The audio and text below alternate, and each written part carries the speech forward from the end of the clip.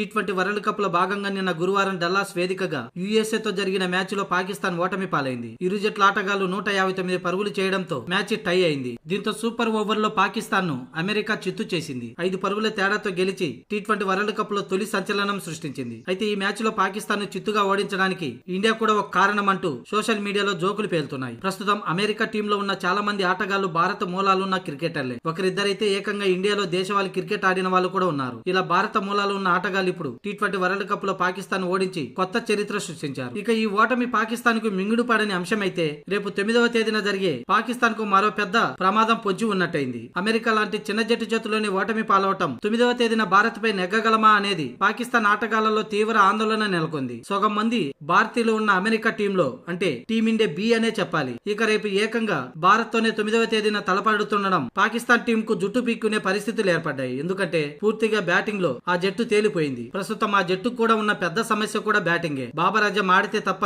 మిగతా వారు ఆడే పరిస్థితుల్లో లేరు. దీంతో రేపు టీమిండియాపై ఎలా నెగ్గాలో తెలియక పాకిస్తాన్ టీం అలాగే పీసీబీ కూడా అయోమయంలో ఉన్నట్లు తెలుస్తుంది. అందులోని టీమిండియాపై ఓడితే సూపర్ 8 కాదు ఏకంగా ఇంటికి వెళ్లే పరిస్థితులు వస్తాయి.